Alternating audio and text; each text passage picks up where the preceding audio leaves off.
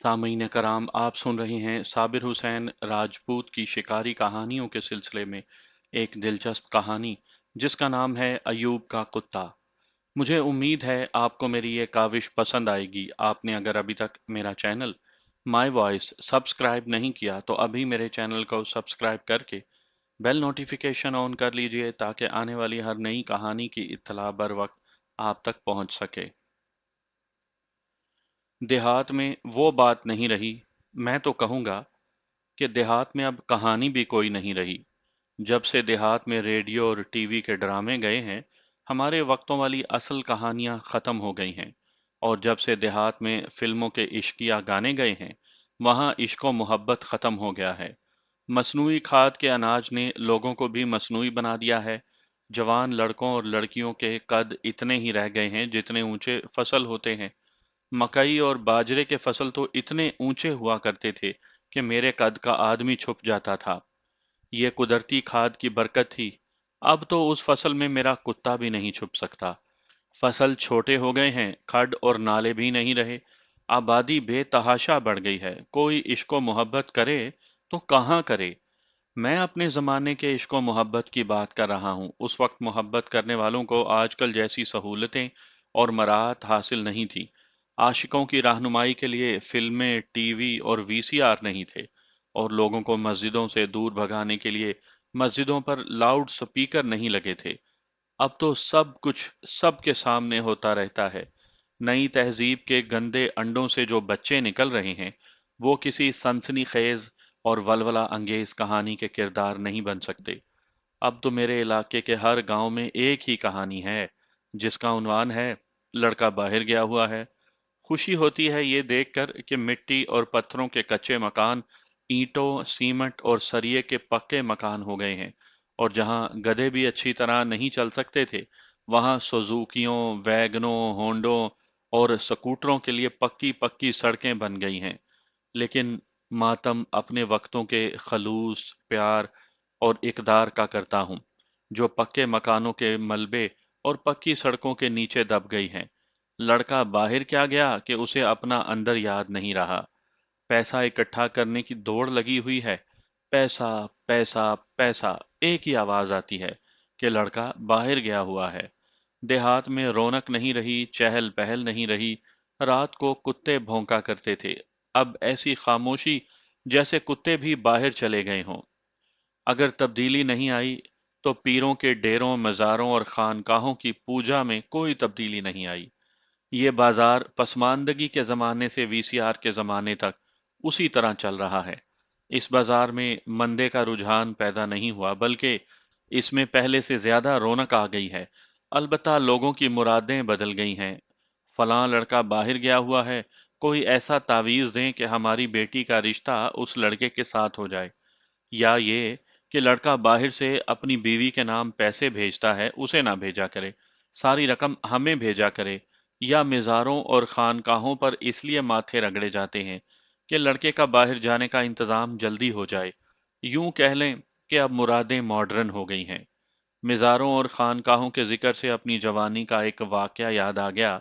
हमारे गांव का एक नौजवान मोहम्मद अयूब था, जिसे हम यूबा कहा करते थे। वो हमारी शिकारी पार्टी में शामिल नहीं था। जमींदार खानदान का बेटा था। 18-19 साल की उम्र में उसकी शादी हो गई, और 6-7 महीने ही गुजरे थे कि उसकी बीवी, जो अभी दुल्हन कहलाती थी, अपने गांव गई और माँ बाप ने उसे वापस ही ना आने दिया। इधर से भी उसे वापस लाने कोई ना गया। बीवी को गए 4 महीने गुजर गए। मियाँ बीवी में कोई नाचाकी नहीं थी। ये इन दो खानदानों की नाचाकी थी जो बाकायदा दुश्मनी की सूरत इख्तियार कर गई। देहात में खानदानी अदावत आज भी पाई जाती है, मगर उस जमाने में ये अदावतें बड़ी शदीद और खून रेज हुआ करती थी। आए दिन कत्ल और खून खराबे होते थे। यूं भी होता था कि एक खानदान के आदमी मिरासी को साथ लेकर ढोल बजाते हुए खेतों में जाते और अपने दुश्मन खानदान को ललकारते थे। ऐसी लड़ाइयों में बीच बचाव की कोई जुर्रत नहीं करता था। पुलिस आती, गिरफ्तारियां होती, मुकदमे चलते, और दोनों फरीकैन जमीनें बेचकर मुकदमे लड़ते थे। आज भी ये सिलसिला जारी है, लेकिन इतनी खून रेजी नहीं होती जितनी हमारे वक्तों में हुआ करती थी। میں اس موضوع پر بہت کچھ آپ کو بتا سکتا ہوں۔ بعض باتیں تو بڑی ہی دلچسپ ہیں، لیکن میں آپ کو ایک اور کہانی سنانا چاہتا ہوں۔ صرف ایک بات فالتو سناؤں گا۔ اس وقت کے لوگوں کو یاد ہوگا کہ آندھی تو آیا ہی کرتی تھی۔ ایک آندھی ایسی آیا کرتی تھی جس میں ہلکی سی سرخی ہوا کرتی تھی۔ گرد کی ایک دیوار زمین سے آسمان تک بڑھتی آتی تھی اور دنیا اندھیر کر جاتی تھی۔ ایسی آندھی دیکھ کر لوگ کہا کرتے تھے کہ کہیں خون ہو گیا ہے۔ اگلے ہی روز کہیں نہ کہیں سے خبر آ جاتی تھی کہ کل ایک آدمی یا ایک سے زیادہ قتل ہو گئے ہیں۔ یعنی یہ آندھی ایک انسان کے قتل پر آیا کرتی تھی۔ اب ہر روز انسان قتل ہوتے ہیں اور ہوا کی رفتار میں ذرا سی بھی تیزی تک نہیں آتی۔ محمد ایوب کے خاندان کی دشمنی اسی ذات کے ایک خاندان کے ساتھ تھی جو 3.5 میل دور کے گاؤں میں رہتا تھا۔ اس کی شادی اسی خاندان کے قریبی رشتہ داروں میں سے ہوئی تھی۔ ایوب کے خاندان اور اس کے دشمن خاندان میں 2 بار لڑائی ہو چکی تھی۔ کچھ آدمی زخمی ہوئے تھے، مرا کوئی نہیں تھا۔ بڑوں نے اور ان کے پیر صاحب نے جو درے پردہ دونوں فریقین کی پشت پناہی کیا کرتے تھے، ان کا راضی نامہ کروا دیا تھا۔ راضی نامے کو پائیدار کرنے کے لیے دونوں خاندانوں سے لڑکیوں اور لڑکوں کے رشتے لیے اور دیے گئے تھے، لیکن ایسے راضی نامے ایسے ہی ہوا کرتے تھے جیسے بھارت ہمارے ساتھ کرتا ہے۔ ذرا سی بات پر راضی نامے ٹوٹ جاتے تھے۔ ایوب کی شادی ایک ایسے ہی ایک راضی نامے کے سلسلے میں ہوئی تھی۔ ایوب بھی خوبرو نوجوان تھا اور اس کی دلہن اس سے زیادہ خوبصورت تھی۔ ان کی ازدواجی زندگی کے 6-7 مہینے اچھے گزرے۔ اس کی بیوی جس کا نام گل بی بی تھا اور گلو کہلاتی تھی، اپنے گاؤں جاتی اور کچھ دن رہ کر واپس آ جاتی تھی، پھر ایسی گئی کہ آئی ہی نہیں۔ ایسی دشمنیوں میں یہ نہیں بتایا جاتا کہ لڑکی کو کیوں روک لیا گیا ہے۔ دونوں فریقین لوگوں کے ساتھ ایک دوسرے کے خلاف باتیں کرتے ہیں اور لوگ یہ باتیں دونوں فریقین تک پہنچاتے ہیں۔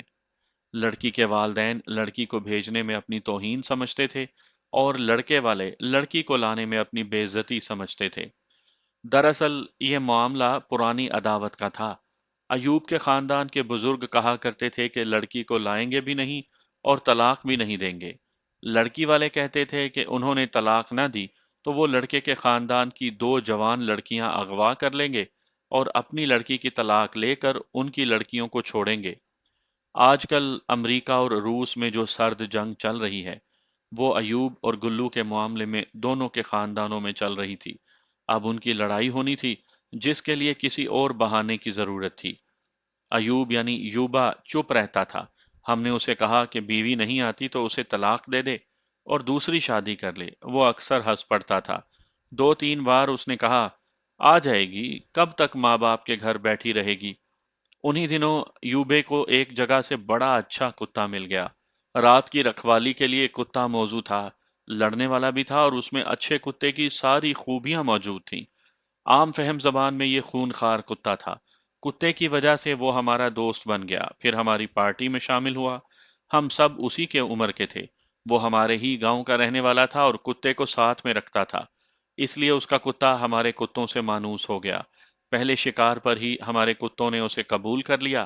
اس کی وجہ یہ تھی کہ یہ کتا اچھے خاندان کا تھا اور انسانوں کے جس گھر میں رہا تھا وہ بھی اچھی نسل کے تھے۔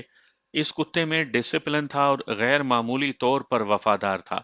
اپنے مالک کی آنکھ کا اشارہ بھی سمجھ جاتا تھا۔ پہلے مالکوں نے اس کا نام ٹامی رکھا تھا۔ یوبے نے یہی نام رہنے دیا۔ اس زمانے میں تو ہمیں معلوم نہیں تھا کہ ٹامی ہوتا کیا ہے۔ بعد میں جب ہمیں شہروں کی ہوا لگی تو پتہ چلا کہ فوج کے انگریز سپاہی کو ٹامی کہتے ہیں۔ ان ٹامیوں کو ہم گورے کہا کرتے تھے۔ اب ایوب کے کتے کو ہم ٹامی کہنے لگے۔ ایک روز ہم شکار کو گئے۔ اس روز ہم نے شکار کم کھیلا اور ہنسے کھیلے زیادہ۔ کتوں کو کھلا چھوڑ دیا، وہ ہر ہلتی چیز کے پیچھے دوڑتے اور خود ہی شکار کھیلتے رہے۔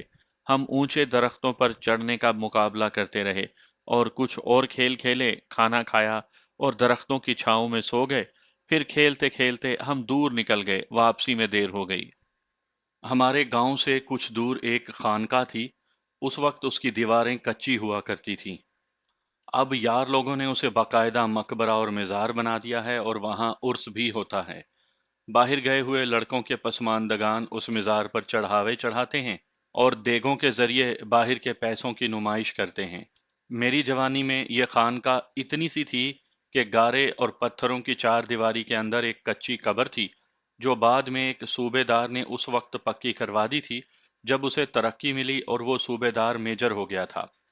اس خانقاہ کے متعلق مشہور تھا کہ اس میں چھوٹے چھوٹے اور گول گول جو پتھر رکھے ہوئے ہیں، یہ جوڑوں کے درد کے لیے اکسیر ہیں۔ جسم میں کہیں بھی درد ہو تو خانقاہ میں جا کر ایک پتھر درد کے مقام پر ملو تو درد رفع ہو جاتا ہے۔ خانقاہ کی دوسری کرامات میں ایک یہ تھی کہ دل میں کوئی دکھ ہو، کوئی غم ہو یا دل پر گھبراہٹ طاری رہتی ہو تو اس خانقاہ پر ہر نئے چاند کی پہلی جمعرات دیا جلاؤ، نہ کوئی غم رہے گا نہ کوئی دکھ، اور دشمن زیر ہو جائے گا۔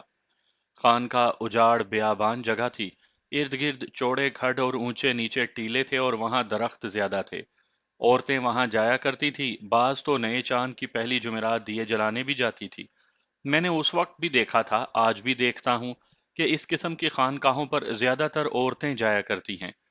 میں نے یہ بھی دیکھا ہے کہ جوڑوں کا درد عام طور پر ان عورتوں کو ہوتا ہے جن کے خاوند اچھے نہیں ہوتے یا جن پر گھر میں پابندیاں زیادہ ہوتی ہیں۔ وہ باہر نکلنا چاہتی ہیں لیکن کوئی نکلنے نہیں دیتا۔ خانقاہوں اور مزاروں پر جانے سے کوئی روک نہیں سکتا، اس لیے وہ ادھر نکل جاتی ہیں اور دوسری عورتوں کے ساتھ باتیں کر کے دل کا غبار نکال آتی ہیں۔ پھر یہ کرامت خانقاہ یا مزار کی سمجھی جاتی ہے کہ دل پر گھبراہٹ نہیں رہتی، جوڑوں کا درد تو گھر سے نکلنے کا ایک بہانہ ہوتا ہے۔ میں آپ کو سنا رہا تھا کہ ہم واپس اس خانقاہ تک پہنچے تو اس وقت سورج خاصا نیچے چلا گیا تھا۔ ہم خانقاہ سے ہٹ کر گزر رہے تھے، چند ایک عورتیں خانقاہ کی طرف آتی جاتی نظر آئیں۔ مجھے خیال آیا کہ آج نئے چاند کی پہلی جمعرات ہے، اور ہم اور آگے نکل گئے تو ہمارے کسی ساتھی نے پوچھا، یار ایوب کہاں ہے؟ کسی کو بھی معلوم نہیں تھا۔ وہ ہمارے ساتھ تھا، خانقاہ کے ارد گرد کھڈ اور ٹیلے تھے، ان میں کہیں رک گیا ہوگا۔ فکر والی کوئی بات نہیں تھی، لیکن ایک دوست کے پیچھے رہ جانا ہمیں اچھا نہیں لگتا تھا۔ ہم رک گئے کہ وہ آ جائے۔ سابو، میرے دوست راجہ شہباز خان نے مجھے کہا، آؤ اسے دیکھیں کہاں رہ گیا ہے۔ ہم دونوں پیچھے پیچھے چلے گئے۔ آگے ایک چوڑا اور خاصا بڑا کھڈ تھا جس میں درخت تھے اور گھاس اونچی تھی۔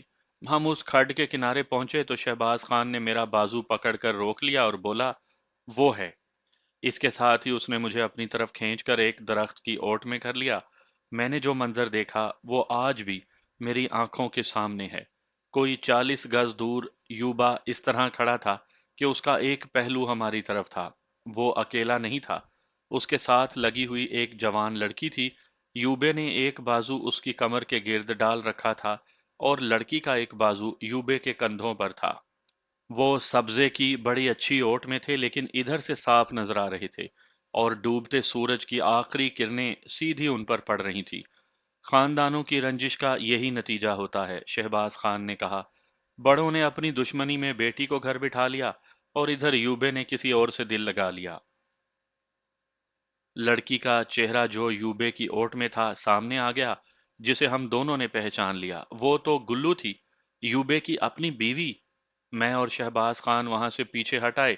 میرے دل پر جیسا اثر ہوا شاید ویسا ہی اثر شہباز خان کے دل پر بھی ہوا تھا۔ ہم دونوں نے نہ ایک دوسرے کی طرف دیکھا نہ کوئی بات کی۔ گلو کو اپنے ماں باپ کے گھر گئے 4 مہینے ہو چلے تھے۔ وہ جو کہتے ہیں، میاں بیوی راضی تو کیا کرے گا قاضی، ہمارے دیہاتی ماحول میں ایک بے معنی سا محاورہ تھا۔ ہم دیکھ رہے تھے کہ میاں بیوی راضی ہیں، لیکن قاضی مجبور اور بے بس تھا، وہ ان کے حق میں فیصلہ نہیں دے سکتا تھا۔ سابو، شہباز نے خاموشی توڑی اور آہ بھر کر کہنے لگا، لڑکی کے ماں باپ پر اپنی بیٹی کی آہ ایسی پڑے گی کہ دنیا تماشا دیکھے گی۔ اللہ کرے ایسا ہی ہو، میرے سینے سے آواز نکلی۔ ہم ادھر نہیں دیکھ رہے تھے، وہ میاں بیوی کا معاملہ تھا۔ ہم پیچھے ہٹ آئے تھے، دور سے ہمارے دوست ہمیں بلا رہے تھے۔ ہم نے ہاتھوں سے اشارہ کیا کہ ہم آتے ہیں۔ کچھ ہی وقت کے بعد یوبا اپنے کتے کے ساتھ گھاٹی چڑھتا نظر آیا۔ ہمیں دیکھ کر اس نے پوچھا کہ ہم وہاں کیا کر رہے ہیں۔ ہم نے اسے بتایا کہ اسی کے انتظار میں کھڑے ہیں۔ میں تو ویسے ہی پیچھے رک گیا تھا، یوبے نے کہا، اور اس نے بڑی لمبی سانس چھوڑی۔ ہم نے اس سے نہیں پوچھا کہ وہ کیوں رک گیا تھا، ہم دیکھ رہے تھے کہ اس کے چہرے پر اداسی تھی۔ میں نے پیچھے دیکھا، گلو ایک اور عورت کے ساتھ سامنے والی گھاٹی کی چڑھ کر خانقاہ کی طرف جا رہی تھی۔ मुझे एक ख्याल आ गया। मैंने यूबे को खबरदार करना जरूरी समझा। यूबे, मैंने रुक कर उसे कहा, तुम हमारे जिगरी यार हो। हमारा फर्ज है कि तुम्हें हर खतरे से बचाएं, और अगर खतरा आ ही पड़े तो मर्दों की तरह तुम्हारी मदद करें। क्यों साबू? उसने पूछा। तुमने ये बात क्यों कही है? तुमने शायद मुझे देख लिया था। हाँ यूबे, मैंने कहा, मैं तुम्हें यह कहना चाहता हूं कि एहतियात करो कि हमारी बजाय तुम्हें कोई और ना देख ले। मैं ये बात तुम्हारे साथ करना ही चाहता था। उसने कहा। जरा रुक जाओ, मेरी पूरी बात सुन लो। उसे यानी गुल्लू को गए 4 महीने हुए हैं। मेरा ख्याल था कि अपने माँ बाप और भाइयों के असर से वो भी मुझे भूल गई होगी, लेकिन नहीं, आज पहली बार उससे मुलाकात हुई है। तुम लोग आगे आगे आ रहे थे, मैं वैसे ही जरा रुक गया। चंद कदम दूर वो घाटी चढ़ रही थी। उसके साथ उसके बड़े भाई की बीवी थी। मुझे इतना पता है कि बड़े भाई की बीवी के साथ मेरी बीवी का बहुत प्यार है। ऐसे समझ लो कि दोनों एक दूसरे पर मरती हैं। मेरी बीवी अचानक सामने आ गई और मुझे देखकर रुक गई। मैं उसकी तरफ देखता रहा। उसने अपनी भाभी के साथ कोई बात की। उसकी भाभी ने सर का इशारा किया। मेरी बीवी ने मुझे इशारा किया कि नीचे आ जाओ। मैं नीचे चला गया। मेरा ख्याल था कि वो इसके सिवा और कुछ नहीं कहेगी कि मैं उसे तलाक दे दूं। मैं अपने दिल में गुस्सा लेकर नीचे गया। तुमने वो जगह देखी है? वो उसमें उतर गई। मैं भी उसके पीछे गया। उसने अपने दोनों बाजू मेरे गले में डाल दिए और इतना रोई कि मेरे लिए उसे संभालना मुश्किल हो गया। बच्चों की तरह अपने गाल मुझसे रगड़ती थी। मैंने भी उसे अपने बाजुओं में ले लिया। जब वो संभली तो मैंने उसे कहा कि उसकी भाभी उसके घर वालों को बता देगी कि वो मुझे मिली है। उसने कहा कि भाभी मैं अपनी जान दे देगी, मेरा भेद नहीं खोलेगी। तुम्हें और क्या बताऊं यार, वो तो मुझसे अलग हो ही नहीं रही थी। बार बार कहती थी कि मुझे अपने साथ ले चलो, या मैं किसी भी दिन घर से भागकर तुम्हारे पास आ जाऊंगी। मैंने उसे कहा कि मुझे जरा सोचने दो, जल्दबाजी से काम नहीं लेना चाहिए। कहीं ऐसा ना हो कि तुम्हारे माँ बाप तुम्हें उल्टा लटका दें। उसने मुझे यह भी बताया कि मैं नए चांद की पहली जुमेरात खानकाह पर दिया जलाने आया करती हूँ, और मेरे आने का वक्त भी यही है। और मेरे साथ रेशमा यानी भाभी भी होती है। अगली पहली जुमेरात तुम जरूर आना। आओगे? शहनाज ने यूबे से पूछा। मैं जरूर आऊंगा, यूबे ने जवाब दिया। एक औरत खतरे में कूद सकती है तो मैं क्यों भाग जाऊं?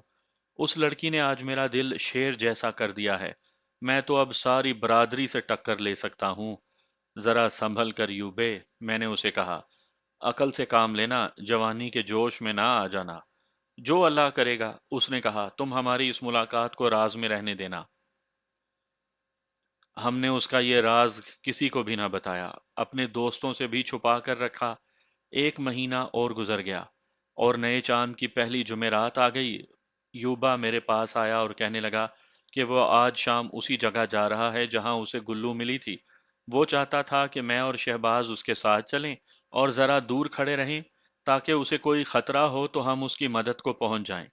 हम दोनों उसके साथ गए। वहां पहुंचकर वो नीचे चला गया और हम दोनों दूर ऊपर खड़े रहे। गुल्लू अपनी भाभी के साथ आ गई। हमने दूर से उसे नीचे जाते देखा। फिर कुछ वक्त के बाद यूबा हमारे पास आ गया और गुल्लू खानकाह पर दिया चलाने चली गई। उनकी ये मुलाकात भी पहली मुलाकात जैसी ही थी। यूबे के कहने के मुताबिक गुल्लू घर से भाग आने के लिए तैयार थी। यूबे ने उसे समझाया कि वो कुछ दिन और सब्र करे। अब यूबा भी सोचने लगा था और हमसे मशवरे ले रहा था कि वो गुल्लू को अपने साथ ले ही आएगा। हम उस वक्त नौजवान थे, दिमाग इतने पुख्ता नहीं थे। हम यही सोच सकते थे कि हमारे दोस्त को जिस किस्म की मदद की ज़रूरत होगी, हम उसकी मदद करेंगे। इससे आगे हमें कुछ समझ नहीं आती थी कि क्या करना चाहिए। हम इतना जानते थे कि लड़की अगर यूबे के साथ आ गई तो दोनों खानदानों में डांग सोटा चलेगा।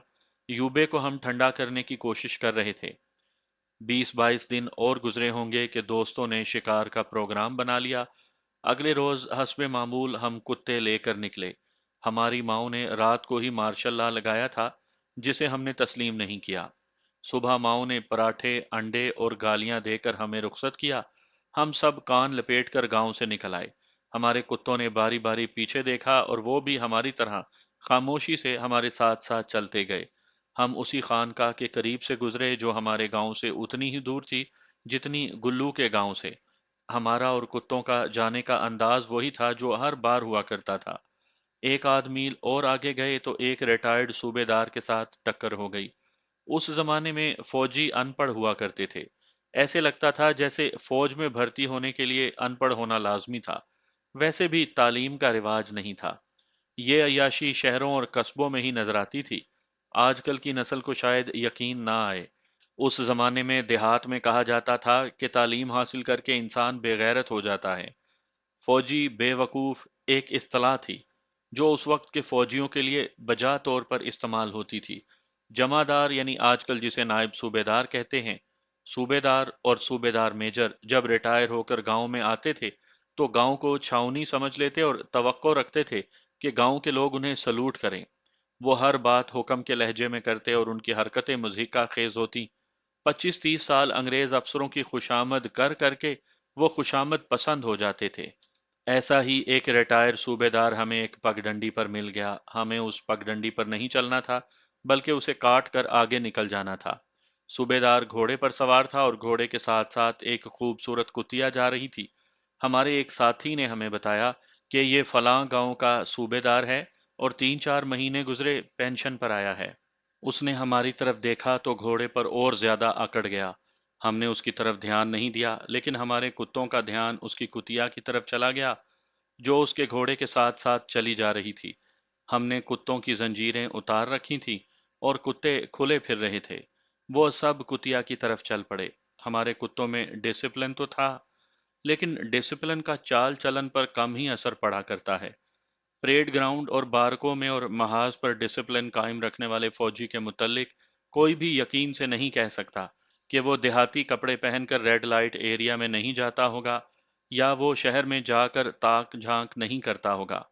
ہم اپنے کتوں کے چال چلن کا خاطر خواہ اور تسلی بخش سرٹیفکیٹ نہیں دے سکتے تھے۔ سب سے پہلے تو ہماری ٹیم کے لیڈر بلکہ ڈکٹیٹر بولی نے کتیا کو سونگا، پھر یوبے کا ٹامی کتیا کے قریب گیا۔ ٹامی میں بولی کو چیلنج کرنے کی ہمت اور جرت تھی۔ ٹامی لڑاکا اور طاقتور کتا تھا۔ دوسرے کتے بھی قریب ہوئے۔ کتیا گھبرائی بھی اور شرمائی بھی۔ اس نے منہ اٹھا کر صوبے دار کو دیکھا جو گھوڑے پر سوار تھا۔ صوبے دار کی غیرت نے جوش مارا اور اس نے گھوڑا روک لیا۔ اس کے ہاتھ میں چمڑے کا خاص قسم کا ہنٹر تھا جو اس زمانے میں سوار اپنے ساتھ رکھا کرتے تھے۔ اس نے ہنٹر گھما کر ہمارے کتوں کو مارا۔ یہ ذرا سا ہمارے ایک کتے کو لگا۔ ہم سب لڑکے دوڑے گئے اور صوبے دار کو گھیر کر اسے کہا کہ اس نے ہمارے کتوں کو مار کر اچھا نہیں کیا۔ ہم لڑائی جھگڑا نہیں کرنا چاہتے تھے۔ ہم چھیڑ خانی کے موڈ میں آ گئے اور اپنے اوپر جعلی غصہ طاری کر لیا۔ لے جاؤ اپنے کتوں کو یہاں سے، صوبے دار نے کہا۔ آپ اپنی کتیا کو سنبھال کر کیوں نہیں رکھتے؟ ہمارے ایک ساتھی نے کہا۔ تمہارے کتے اچھی نسل کے نہیں ہیں، صوبے دار نے فوجی لہجے میں کہا۔ میں انہیں اپنی کتیا کے قریب نہیں آنے دوں گا۔ صوبے دار صاحب، ہمارے ایک ساتھی افضل نے کہا، آپ اپنی کتیا کو دیکھیں، بے شرم ننگی پھر رہی ہے۔ اسے کپڑے پہنا کر باہر نکالا کریں۔ سب لڑکے ہنس پڑے۔ صوبے دار کا غصہ تیز ہو گیا۔ اس وقت اس کی کتیا ہمارے دو کتوں کے درمیان میں کھڑی تھی۔ اپنی کتیا کو لے جائیں صوبے دار جی، ہمارے ایک ساتھی نے کہا۔ وہ دیکھیں، ہمارے کتوں کا چال چلن خراب کر رہی ہے۔ صوبے دار نے واہی تباہی بکنی شروع کر دی اور ہم نے ہنسنا شروع کر دیا اور ساتھ ہی ساتھ کتوں کو پکڑ کر پرے لے گئے۔ چل آ بولی، افضل نے اپنے کتے کو پکڑ کر کہا، یہ کتیا تیرے قابل نہیں۔ بک مت اوئے، صوبے دار نے کہا، تو میری کتیا کو گھٹیا نسل کی سمجھتا ہے؟ ہم سب ہنستے ہوئے وہاں سے چل پڑے۔ صوبے دار کچھ نہ کچھ بولتا رہا۔ یہ تو چلتے چلتے ذرا شغل ہو گیا اور ہم اس علاقے میں پہنچ گئے جہاں ہمیں شکار کے ملنے کی امید تھی۔ ہمارے آگے زمین ختم ہو گئی اور ہم ایک وسیع نشیب کے کنارے پر کھڑے تھے۔ ہم اس کنارے پر چلتے گئے اور ہمارے راستے میں ایک کنواں سا آ گیا۔ یہ قدرتی گڑھا تھا جو کم از کم 6 قدم چوڑا تھا اور اتنا ہی یا ایک آدھ قدم زیادہ گہرا تھا۔ ایسے کنواں نما گڑھے ہمارے علاقے میں بہت تھے۔ یہ سیلابی پانی کے بنائے ہوئے تھے۔ برسات میں اوپر سے پانی گزرتا تھا اور زمین کو کھاتے کھاتے کنواں بنا دیتا تھا۔ کنویں کی تہہ کے قریب کہیں پانی کے نکلنے کا راستہ ہوتا تھا۔ جس ایسے گڑھے پر ہم کھڑے تھے اس کے نیچے تہہ کے قریب اتنا بڑا سوراخ یا شگاف تھا جس میں سے ایک آدمی پیٹ کے بل رینگ کر گزر سکتا تھا۔ یہ اس گڑھے میں گرنے والے پانی کے باہر جانے کا راستہ تھا۔ आगे नशेब था जिसमें ये पानी चला जाता था। जब हम उसे देख रहे थे तो उन दिनों वहां बिल्कुल खुश्की थी। मैं उस कुएं नुमा गड्ढे को तफसील से इसलिए बयान कर रहा हूं कि मैं जो वाकया सुना रहा हूं उसका अरूज इसी से शुरू हुआ था। हम आगे गए तो वहां से उस नशेबी जगह की दीवार सीधी नहीं ढलानी थी। नीचे हमें एक खरगोश नजर आया जो घास और झाड़ियों में अकेला ही आहिस्ता आहिस्ता जा रहा था। ये हमारा शिकार था। नशेब में शीशम और कीकर के दरख्त भी थे। हमने उस वक्त कुत्तों को जंजीरें डाली हुई थी।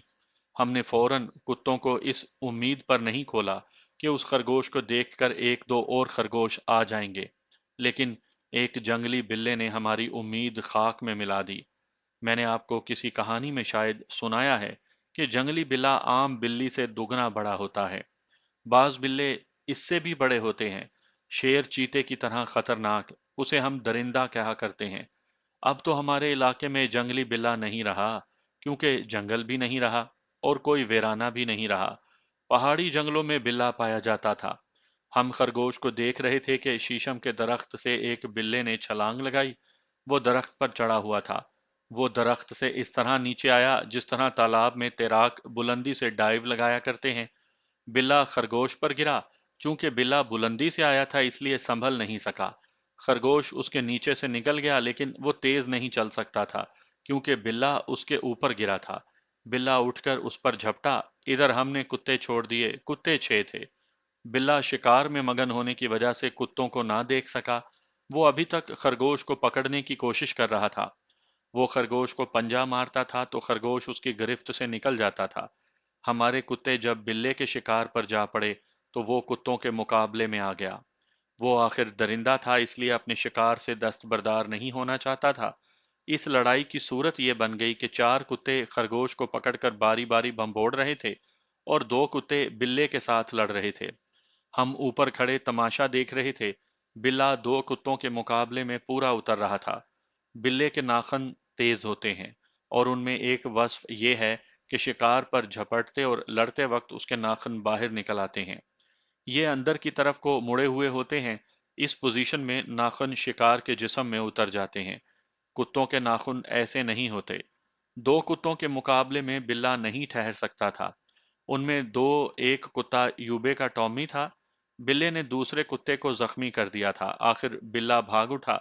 दोनों कुत्ते उसके पीछे गए। बाकी 4 कुत्ते खरगोश को चीर फाड़ चुके थे। बिल्ला उस सुराख में घुस गया जो हमने कुआं नुमा गड्ढे में देखा था। दोनों कुत्ते भी एक के बाद दूसरा सुराख में चले गए। हम ऊपर थे। दौड़कर गड्ढे के ऊपर जाकर रुके। बड़ा ही दिलचस्प तमाशा था। बिल्ला कुएं में चक्कर में दौड़ रहा था और कुत्ते उसे पकड़ने की कोशिश में थे। वो सुराख की तरफ जाता था तो एक कुत्ता उसके और सुराख के दरमियान आ जाता था। बिल्ला 2-3 बार ऊपर उछला, लेकिन किनारे तक ना पहुंच सका। किनारा ऊंचा था। इसके अलावा हम ऊपर खड़े थे। वो हमसे भी डरता था। आपने भीगी बिल्ली देखी होगी जो खंबा नोचा करती है, लेकिन आपने जख्मी बिल्ली नहीं देखी। जख्मी बिल्ली बड़ी ही खतरनाक होती है। अगर बिल्ली को एक कमरे में रोक कर उसके पीछे पड़ जाओ तो पहले तो वो भाग निकलने के जतन करती है। जब देखती है कि कोई रास्ता नहीं तो वो उछल कर दीवार या दरवाजे के साथ चिपक जाती है और वहां से चील की तरह आदमी पर झपटती है। आमतौर पर यह आदमी की गर्दन को मुंह में लेती है। उसके पंजे आदमी के जिस्म में उतर जाते हैं। अगर आदमी दौड़कर बाहर निकल जाए तो बिल्ली उसे छोड़कर भाग जाती है। अगर आदमी कमरे में ही रहे तो उसको जिंदा रहना मुहाल हो जाता है। ये तो घरेलू बिल्ली की दरिंदगी है। हमारे 2 कुत्तों ने जंगली बिल्ले को तंग से गड्ढे में रोक लिया था। बिल्ले ने जब भागने का कोई रास्ता ना देखा तो ऊपर को उछला और किनारे से 1 या 1.5 फुट नीचे गड्ढे की दीवार के साथ चिपक गया। दोनों कुत्ते उसकी तरफ उछलने लगे। अगर ऊपर हम ना होते तो बिल्ला शायद ऊपर आ जाता। जहां वो चिपका हुआ था वहां से वो तीर की तरह नीचे गया और उसने यूबे के टॉमी की गर्दन मुंह में ले ली। उसके दोनों पंजे कुत्ते की खाल में उतरे हुए थे। कुत्ते ने चिल्लाना शुरू कर दिया। दूसरा कुत्ता डर गया। टॉमी कभी गिरता कभी उठता। दूसरा कुत्ता कुएं में इधर उधर दौड़ने लगा। हम सोच ही रहे थे कि कुत्ते को बिल्ले से किस तरह छुड़ाएं कि यूबा अपने कुत्ते को बचाने के लिए गड्ढे में कूद गया। उसने बिल्ले की दुम पकड़कर जोर से खींची, फिर दुम को जोर जोर से झटके दिए। اس کا ٹامی چیخ پکار رہا تھا۔ بلے نے کتے کو چھوڑ دیا، یوبے نے بلے کی دم نہ چھوڑی۔ ہمیں توقع نہیں تھی کہ یوں بھی ہوگا۔ ہوا یہ کہ بلا پیچھے مڑ کر اچھلا اور اس نے ایک پنجہ یوبے کے پیٹ میں اور دوسرا پہلو سے ذرا پیچھے گاڑ دیا اور منہ اس کے کولے پر ڈال دیا۔ یوبا چیخ اٹھا، ہم سب گڑھے میں کود گئے، لیکن ٹامی نے کام کر دیا۔ اس نے اگلی ٹانگیں اٹھا کر بڑی تیزی سے بلے کی پیٹھ پر پنجے مارے، پھر بلے کی ایک ٹانگ منہ میں لے لی۔ بلا یوبے سے الگ ہو گیا۔ ٹامی بلے کو جھنجھوڑ رہا تھا، بھنبوڑ رہا تھا۔ ہمارے دو ساتھیوں کے پاس ڈنڈے تھے جو انہوں نے بلے پر برسانے شروع کر دیے۔ بلا بے جان ہو گیا۔ پھر اسے کتے بھنبوڑنے لگے۔ دوسرے کتے نے بھی اسے پکڑ لیا۔ ہم نے یوبے کو دیکھا، اس کی قمیض پیٹ سے اور شلوار خون سے لال ہو گئی تھی۔ ہم سب سوراخ کے راستے باہر آئے اور یوبے کو اچھی طرح دیکھا۔ اس کے پیٹ اور پہلو سے خون نکل رہا تھا، لیکن گہرا زخم کولے کا تھا جہاں بلے کے دانت اترے تھے۔ بلا سخت غصے میں تھا، اس لیے اس نے دانت بڑے گہرے اتار دیے تھے۔ وہاں سے گوشت اکھڑ آیا تھا۔ دو لڑکوں نے پگڑیاں کھولیں اور اس کے زخموں پر باندھ دی۔ بڑا برا حادثہ ہو گیا تھا۔ یوبے کو فوراً ہسپتال لے جانا ضروری تھا۔ ہسپتال گجر خان میں تھا، جہاں تک ہم جلدی نہیں پہنچ سکتے تھے۔ کولے کا زخم ہمیں پریشان کر رہا تھا۔ ہمیں گھوڑے کی ضرورت تھی جو اپنے گاؤں سے ہی مل سکتا تھا، مگر گاؤں کافی دور تھا۔ اتنا انتظار خطرناک تھا۔ یوبا اچھی طرح چل نہیں سکتا تھا۔ اس کا حل یہ نکالا کہ سب سے پہلے میں نے یوبے کو پیٹھ پر ڈالا اور چل پڑے۔ ہمیں تیز چلنا تھا۔ یوبا تندرست اور توانا جوان تھا، وزن معمولی نہیں تھا، تیز نہیں چلا جاتا تھا۔ سب اسے باری باری اٹھاتے تھے۔ بڑی مشکل سے ہم پہلے گاؤں تک پہنچے، لیکن یہ گاؤں یوبے کا سسرال تھا۔ اس کی بیوی گلو اسی گاؤں میں تھی۔ اس گاؤں میں ایسا کوئی خطرہ نہیں تھا کہ یوبے کے دشمن اسے مار ڈالیں گے، لیکن ویسے ہی وہاں رکنا اچھا نہیں لگتا تھا۔ یوبے نے بھی کہا کہ وہ اس گاؤں میں نہیں جائے گا، لیکن اس کی حالت دیکھی تو ہماری گھبراہٹ زیادہ ہو گئی۔ اس کے کولے کے زخم پر جو پگڑی باندھی تھی وہ خون سے لال ہو گئی تھی۔ خون جلدی رکنا چاہیے تھا اور ہمیں گھوڑے کی ضرورت تھی۔ مجبوراً اسی گاؤں میں رکنا پڑا۔ اگر یہ مجبوری نہ ہوتی تو بھی ہم رکنے پر مجبور ہو گئے تھے، کیونکہ گاؤں کے باہر کئی آدمی، عورتیں اور بچے گھوم پھر رہے تھے یا اپنے کاموں میں لگے ہوئے تھے۔ کھیتوں میں ہل چل رہے تھے۔ ہمیں دیکھ کر یہ سب لوگ دوڑے آئے۔ کسان ہل چھوڑ کر آ گئے۔ انہوں نے جب دیکھا کہ ہم نے ایک زخمی کو اٹھا رکھا ہے تو ان میں بھگدڑ مچ گئی۔ کئی آوازیں سنائی دیں، چارپائی لاؤ، پانی لاؤ، دودھ لاؤ۔ ایک ہی بار تین چار چارپائیاں آ گئیں، پانی بھی آ گیا۔ یوبا بری طرح پیاسا تھا۔ اب لوگوں نے دیکھا کہ یہ تو ان کے گاؤں کا داماد یوبا ہے۔ اتنے میں گاؤں کے باقی لوگ بھی اکٹھے ہو گئے۔ یہ خبر یوبے کے سسرال کے گھر میں بھی پہنچ گئی۔ یوبے کا سسر اور گلو کا بڑا بھائی آ گئے۔ ہم گاؤں والوں سے کہہ رہے تھے کہ ہمیں گھوڑا یا ٹٹو دے دیں تاکہ ہم یوبے کو جلد ہسپتال پہنچائیں، لیکن گاؤں کے بزرگ کہتے تھے کہ سیانہ آ رہا ہے، وہ زخموں کی مرہم پٹی کرے گا۔ وہ کہتے تھے کہ اتنی دور ہسپتال تک پہنچتے اس کا خون نکل جائے گا۔ دیہات میں حکیم کو سیانہ کہا جاتا تھا۔ اس دوران ایک اور مشکل پیدا ہو رہی تھی۔ یوبے کا سسر اور بھائی کہہ رہے تھے کہ وہ یوبے کو اپنے گھر لے جائیں گے۔ میں آپ کو سنا چکا ہوں کہ یوبے کے خاندان اور اس کے سسرال کے خاندان میں خونی دشمنی تھی، یہاں تک کہ ان لوگوں نے اپنی بیٹی گلو کو اپنے گھر بٹھا لیا تھا، لیکن دیہات کے دستور اور قدریں کچھ اور بھی ہوتی تھی۔ یوبا چارپائی پر پڑا تھا۔ گاؤں کا کوئی آدمی پانی کے بعد یوبے کو دودھ بھی پلا چکا تھا۔ جب یوبے کے سسر نے کہا کہ وہ یوبے کو اپنے گھر لے جائے گا تو یوبے نے انکار کر دیا۔ گلو کے بھائی نے یوبے سے کہا کہ وہ ان کے گھر چلے۔ تمہارے گھر کے پانی کو میں حرام سمجھتا ہوں، یوبے نے کہا۔ مر جاؤں گا، تم لوگوں کے ہاتھ سے پانی نہیں پیوں گا۔ سسر نے ہماری طرف دیکھا تو ہمارے پاس آ گیا۔ اسے کہو ہماری بے عزتی نہ کروائے۔ یوبے کے سسر نے ہمیں کہا، یہ زخمی حالت میں ہمارے گاؤں میں آیا ہے، ہمارا فرض ہے کہ اس کی ٹہل سیوا کریں۔ اسے کہو کہ دشمنی کی بات لاٹھیوں اور کلہاڑیوں سے کھلے میدان میں ہوا کرتی ہے، لیکن یہ لڑکا میرے گھر میں آنے سے انکار کر کے میری بے عزتی کروا رہا ہے۔ اسے کہو کہ میری داڑھی میں پیشاب نہ کرے۔ ہم نے یوبے سے کہا تو بھی اس نے انکار کر دیا۔ اتنے میں گاؤں کا سیانہ آ گیا۔ اس نے زخم کھول کر دیکھے تو پریشان ہو گیا۔ اس کے کہنے پر کورے سوت کی چار پانچ اٹیاں جلائی گئیں اور ان کی راکھ سیانے نے زخموں میں بھر دی۔ उस पर अपना सफूफ छिड़का और कोरे खद्दर को फाड़कर बहुत सी पट्टियां जख्मों पर बांध दी। गांव वालों ने बड़ी अच्छी घोड़ी दे दी। जब यूबे को घोड़ी पर सवार करवाया गया तो मैंने एक तरफ देखा, तीन चार जवान लड़कियों के साथ गुल्लू एक मकान की छत पर खड़ी थी। उसने यूबे को बड़ी अच्छी तरह देखा था, बल्कि वो उसी को देख रही थी। यूबे के कपड़े जो खून से लाल थे, देखकर दिल पर बहुत बुरा असर होता था। हम वहां से निकल आए और दौड़ने की रफ्तार तक तेज चलने लगे, लेकिन यूबे ने कहा कि घोड़ी तेज चलती है तो उसके जख्मों में दर्द होता है। हमें मजबूरन रफ्तार सुस्त करना पड़ी। हमने इरादा किया था कि वहां से सीधे गुजर खान का रुख करेंगे, जो उस जगह से 9-10 मील दूर था। अगर ये 10 मील मैदान के होते तो हमारे लिए तो ये कोई फासला ही नहीं था, लेकिन ये घाटियों और खड नालों का इलाका था। रास्ते में 3 कसियां यानी बरसाती नाले आए थे, उतराइयां और चढ़ाइयां आई थी। युवा कहने लगा कि पहले गांव चलो। हम सब साथियों ने आपस में बात की तो पहले गांव पहुंचना ही बेहतर समझा। सबका ख्याल ये था कि यूबे के माँ बाप और बुजुर्ग नाराज होंगे कि उनकी इजाजत के बगैर हम उनके लड़के को अस्पताल ले गए। हम 1 घंटे के अंदर अंदर अपने गांव पहुंच गए। 1 मिनट में गांव में खबर फैल गई कि लड़के शिकार से आ गए हैं और युबा लहूलुहान होकर घोड़ी पर आया है। हम जब यूबे के दरवाजे पर पहुंचे उस वक्त हमारे साथ गांव वालों का जुलूस इकट्ठा हो गया था। यूबे को घोड़ी से उतारा तो उसकी माँ उसके साथ लिपट गई।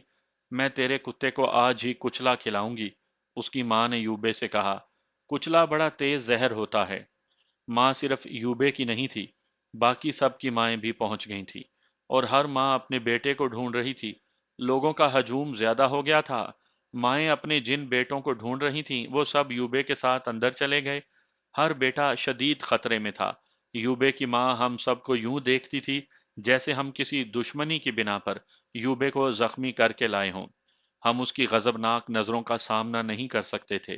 किसी ने मेरा बाजू पकड़कर पीछे खींचा। मैंने देखा तो वो मेरी माँ थी। उसने दांत पीसकर सरगोशी में मेरे वालिद साहब को कोसा, जो मेरी पैदाइश के जिम्मेदार थे और मुझे शिकार से मना नहीं करते थे। ये गाली नंगी और फहश नहीं थी, खासी दिलचस्प, अदबी और हकीकत पसंदाना तंज थी। तुझे कहाँ लगी है? माँ ने मुझे सर से पांव तक देखा। कहीं नहीं बेजी, मैंने कहा। सिर्फ यूबे को तकदीरी जरा सा जख्म आ गया है। तकदीरी? माँ ने सर हिलाकर तंजिया कहा। तकदीरी? तूने और तेरे बाप ने मेरी तकदीर तबाह कर दी है। चल घर। नहीं बेजी, मैंने कहा। इधर यार हमारा इस हालत में पड़ा है और मैं घर भाग जाऊं? तुम कुत्ते को घर ले जाओ, मुझे यूबे के साथ शायद शहर जाना पड़े। ले जाती हूँ, माँ ने धमकी के लहजे में कहा। तेरे कुत्ते को ले जाती हूँ, तू मेरे घर में कदम न रखना। घर में कुत्ता रहेगा या तू रहेगा? अब दोनों को एक घर में नहीं रहने दूंगी। माँ चली गई। मैंने कुत्ता पहले ही नौकर के हवाले कर दिया था। मैंने माँ से जान छुड़ाने का बहाना बनाया था। मेरे सब साथियों की भी माएं आ गई थीं और गालियों और कोसनों के साथ अपने अपने बेटे का मुआयना कर रही थीं। इतने खूनखार लड़ाके और शिकारी कुत्ते भी हमारी माओं से डरते थे। हमारी माएं जब हमें गालियां और धमकियां दिया करती थीं, तो हमारे कुत्ते कान और सर नीचे और दुमें अपनी पिछले टांगों में दे लिया करते थे।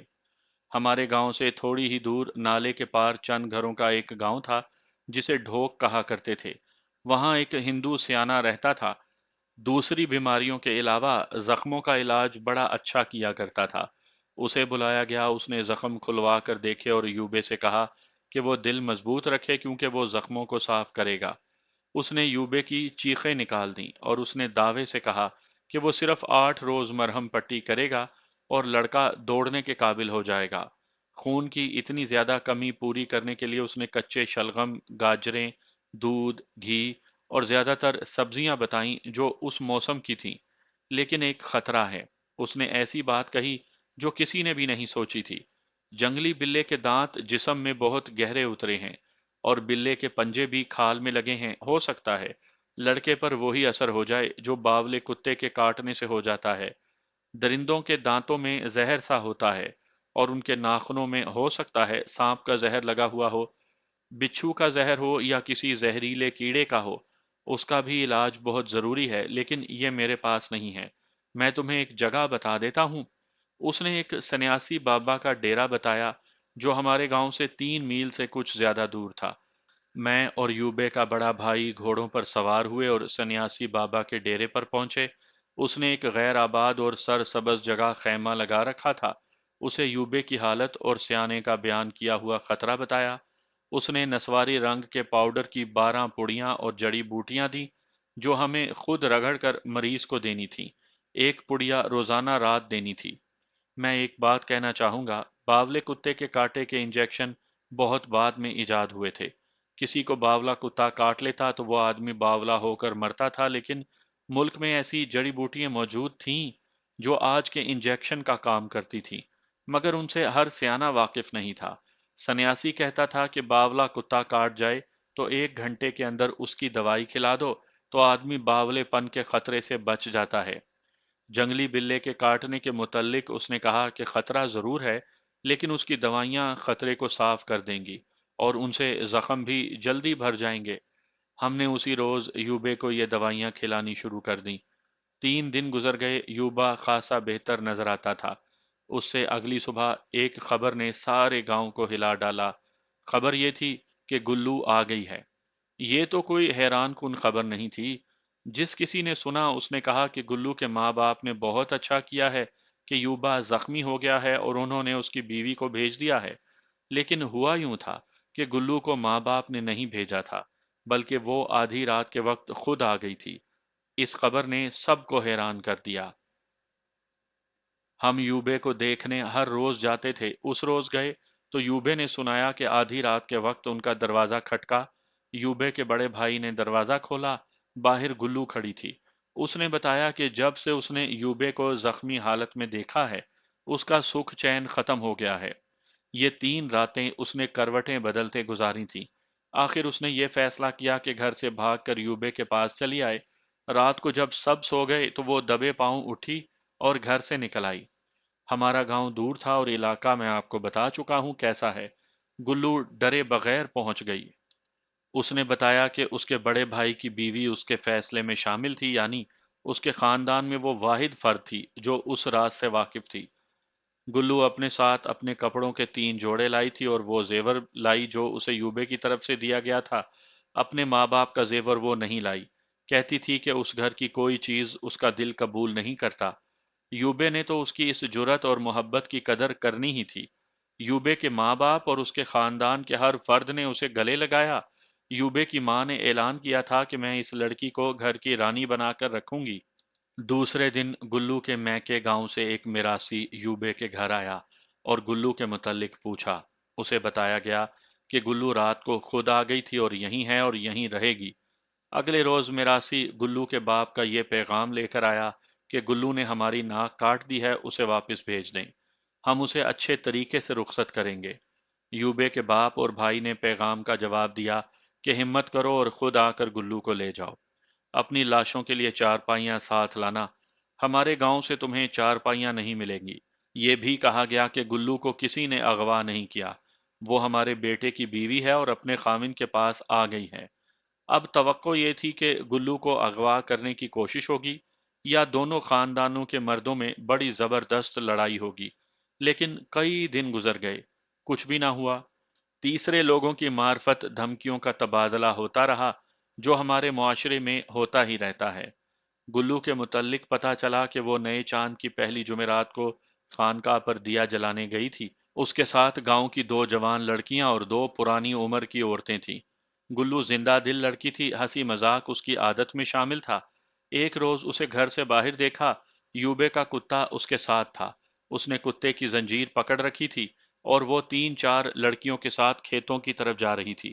یوبے نے بتایا کہ گلو نے کتے ٹامی کو اپنے ساتھ اتنا مانوس کر لیا کہ اسے دیکھ کر بے چین ہو جاتا۔ ٹامی کے ساتھ گلو کو شاید اس لیے اتنا زیادہ پیار ہو گیا تھا کہ وہ یوبے کا کتا تھا۔ یوبا اب چلتا پھرتا تھا، زخم بھر گئے تھے، لیکن یوبا ابھی کوئی کام نہیں کر سکتا تھا۔ ایسے لگتا تھا کہ یوبے کے سسرال والے ٹھنڈے پڑ گئے ہیں اور خطرہ ٹل گیا ہے، لیکن 2 2.5 مہینوں بعد گلو کے بڑے بھائی اور ماموں نے وار کر دیا۔ انہیں کسی نے بتایا ہوگا یا انہوں نے خود جاسوسی کی ہوگی کہ گلو نے نئی چاند کی پہلی جمعرات کو خانقاہ پر دیا جلانے کا معمول جاری رکھا ہوا ہے۔ اس نے یہ معمول اس وقت شروع کیا تھا جب اس کے ماں باپ نے اسے گھر بٹھا لیا تھا۔ यूबे ने अब उसे कहा था कि जिस मुराद के लिए वो दिया जलाती थी वो पूरी हो गई है, इसलिए वो ये सिलसिला खत्म कर दे। गुल्लू ने कहा था कि वो 3 जुमेरातें और दिया जलाएगी। वो आखिरी बार दिया जलाने गई।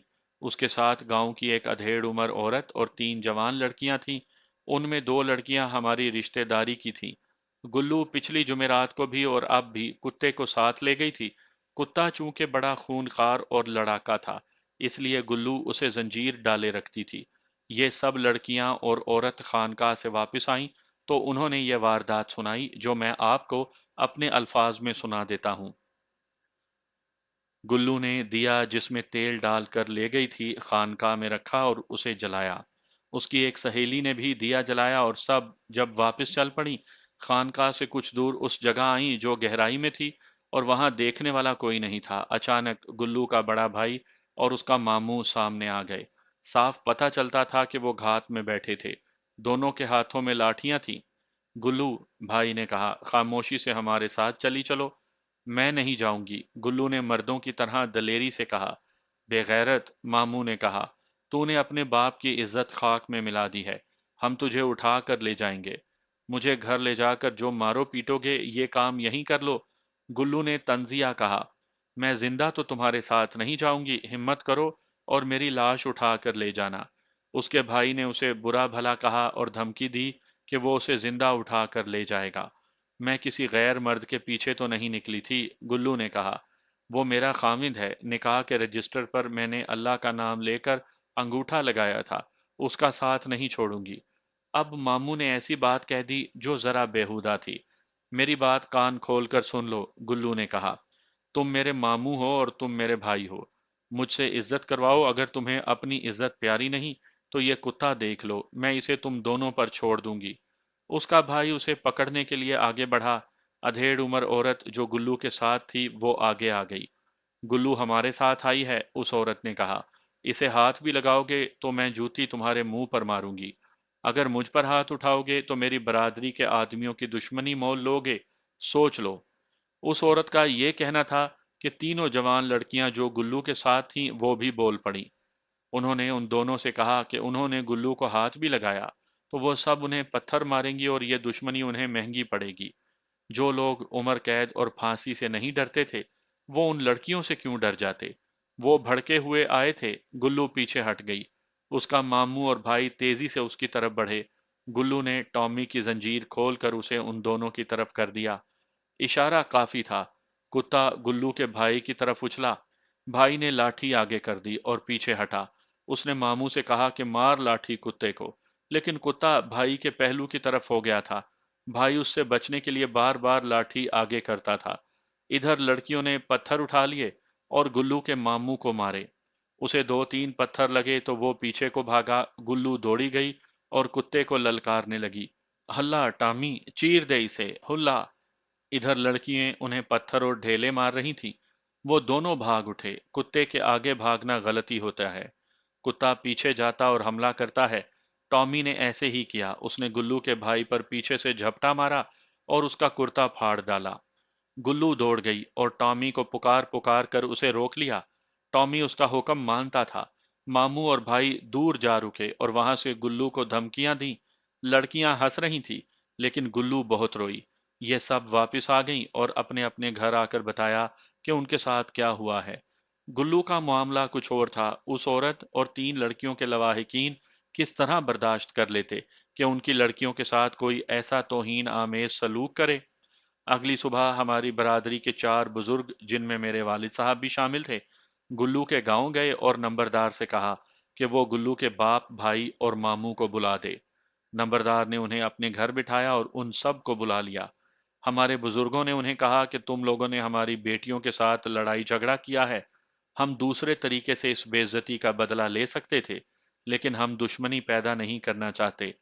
क्या तुम हमारी इतनी बड़ी बरादरी के साथ दुश्मनी मोल लेने की हिम्मत रखते हो? उन्होंने सफाई पेश की कि वो अपनी लड़की को साथ लाने गए थे और लड़कियों ने उन्हें पत्थर मारे। तुमने अपनी लड़की ब्याह कर नहीं दी थी? मेरे ताया ने कहा। कुछ शर्म करो। मैं तुम्हें साफ बता देता हूं कि तुमने हमारी बेटियों की बेइज्जती की है। अब हम तुम्हारी बेटी यानी गुल्लू को भी अपनी बेटी समझते हैं। اگر تم نے اس پر کبھی ہاتھ ڈالا تو سوچ لو، ہمارا پورا گاؤں تمہارا دشمن ہوگا۔ تم یہ کہہ کر اپنے دل کو تسلی دے لو کہ تمہاری بیٹی تمہارے لیے مر گئی ہے۔ وہ لوگ دبک گئے، واپس آئے، اور گلو کو پتا چلا کہ وہاں کیا باتیں ہوئی ہیں۔ اس نے کہا کہ میرے لیے میرے ماں باپ اور بہن بھائی مر گئے ہیں۔ گلو ہمارے ساتھ بوڑھی ہوئی، وہ اپنے ماں باپ کے مرنے پر بھی نہ گئی۔ 6-7 سال گزرے، وہ فوت ہو گئی ہے۔